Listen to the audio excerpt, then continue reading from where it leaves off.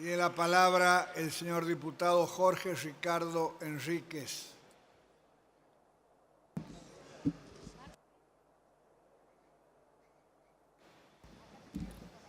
Muchísimas gracias, señor presidente.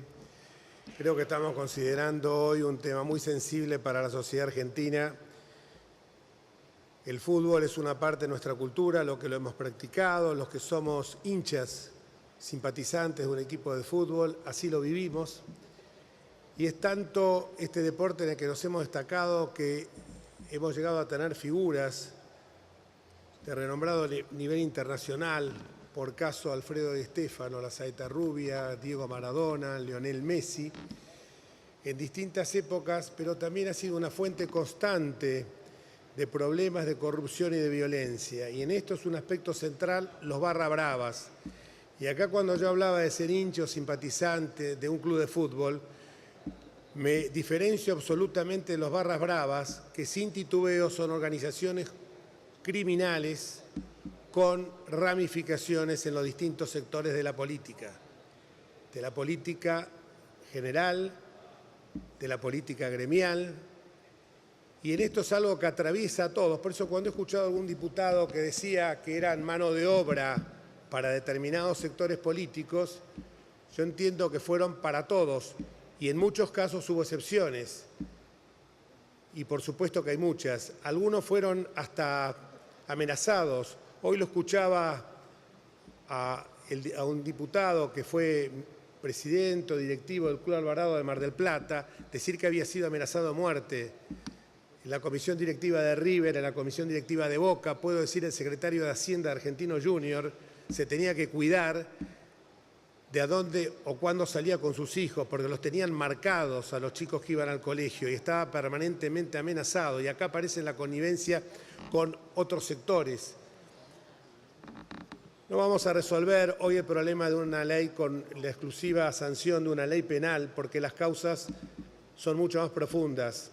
En el año 85 se sancionó una ley por iniciativa del entonces senador Fernando de la Rúa, la ley 23.184. Me ocupa a mí aplicarla en la ciudad de Buenos Aires años después, y era una ley realmente perfecta que establecía las figuras contravencionales, distinguiéndola de las figuras delictuales. Sin embargo, no alcanzó, porque este tema merece ser enfocado desde un punto de vista multidisciplinario. Por eso la riqueza de esta ley, que bueno sea decirlo, es una ley que impulsó el Poder Ejecutivo, pero en base a esto que hemos inaugurado en diciembre de 2015, que es el arte del acuerdo, esa ley se vio enriquecida con los aportes de distintas vertientes políticas, de distintos bloques partidarios.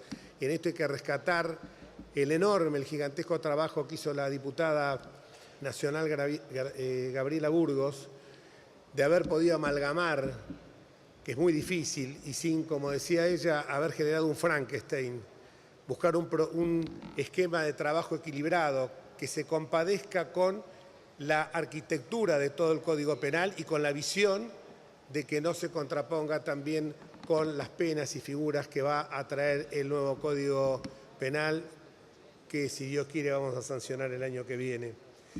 No niego que el análisis es mucho más amplio, que una norma a lo mejor es insuficiente. Con la modificación de la ley penal a lo mejor no damos la solución definitiva, pero damos un paso, estamos señalando algo que es un reclamo popular. No acepto cuando me dicen que lo estamos haciendo para la tribuna, no acepto cuando me dicen que lo estamos haciendo para la tapa de los diarios, porque si esto hubiera sido así, ya lo hubiéramos sancionado en las últimas sesiones sin un consenso sólido que va a legitimar, que le va a dar potencia a esta norma. Y acá tengo que decir lo que los abogados llamamos el stripitus fori. ¿Qué es eso? El stripitus fori, pensar que estudié latín 6 años, stripitus fori, es el clamor del foro, el clamor del pueblo que se da en el ámbito judicial contra sentencias contradictorias o cuando una norma es realmente una norma jurídica de alcance individual, como es una sentencia, provoca cierta conmoción general, pero también en el ámbito legislativo. ¿Y cómo no vamos a brindar un cauce adecuado nosotros al Strepito Fori si nos tiene que importar la reacción de la sociedad de la cual somos representantes? Es como si en el derecho común, en el derecho civil, siendo los mandatarios, no nos importara o pudiéramos prescindir de los designios o de la voluntad del mandante. Pero además de oportuna y absolutamente conveniente es la respuesta democrática, un escándalo que generó el famoso malhadado partido de River y Boca. En estos casos ni siquiera cuando hablamos de Strepito Fori estamos legislando nosotros. No somos más que vehículos de lo que Juan Jacobo Rousseau llamó la voluntad general. Y acá quiero detenerme también, y disculpe que a lo mejor me extienda, en algo que me parece sustancial. Hace ya en los albores de la democracia un gran filósofo argentino, Carlos Nino, escribió un libro que siempre lo recomiendo, Un país al margen de la ley, donde hablaba de la anomia. ¿Qué es la anomia? La anomia no es sancionar leyes permanentemente, sino generar que esas leyes puedan ser una respuesta, generar el cumplimiento de la norma. Nosotros sabemos que la norma, por más que le impongamos sanciones, si no cambiamos las conductas, vamos a estar en la misma situación, pero la norma tiene un efecto docente, un efecto pedagógico, un efecto que realmente tiene que cumplir el eliminar con estas conductas, o lo que Juan José Sebrelli, en un libro relacionado con el fútbol, decía que un rasgo típicamente argentino es el acostumbramiento a la ilegalidad. Quiero simplemente terminar diciendo que esta norma es, a mi juicio, extremadamente importante. Quiero decir también que esto debe ser acompañado de que los jueces la apliquen con la máxima severidad. Esto lo ha dicho el señor presidente de la República cuando dice: ahora con esta ley van a ser condenados aquellos que colaboren con las barras de alguna manera. Y para los que hablaban recién, dice de alguna manera, sean de la política o de la política deportiva, ya no deja resquicios para que los jueces interpreten. El que las hace la debe pagar. Y hace muy pocos días nuestro jefe de gobierno, Horacio Rodríguez Larreta, señalaba cómo puede ser que después de los incidentes en River, 23 barra bravas de las Pedradas hayan sido detenidos y inmediatamente dejados en libertad. La famosa puerta giratoria de la que tanto hablamos.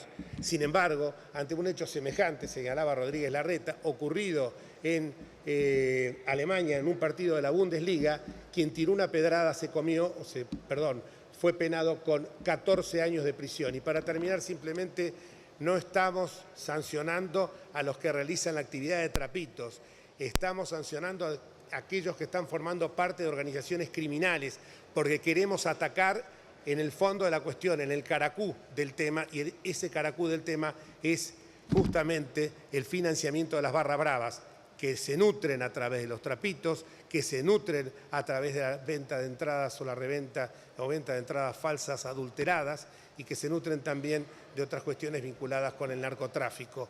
Acá no nos podemos hacer los distraídos, que está un tema vinculado esencialmente con el financiamiento de las barras bravas. Y en cuanto a los que dicen que a lo mejor en los pueblos del interior, y entiendo porque conozco bastante el interior de mi patria, dicen que a lo mejor existen trapitos que no van a poder trabajar. Les digo que el Código Penal, que si bien es legislación de fondo y se aplica en todo el Estado federal, habla de los trapitos sin autorización.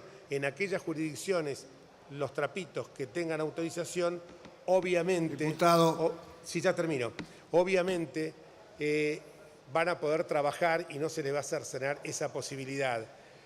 En definitiva, lo que nosotros buscamos con esta ley es no darle la espalda al pueblo.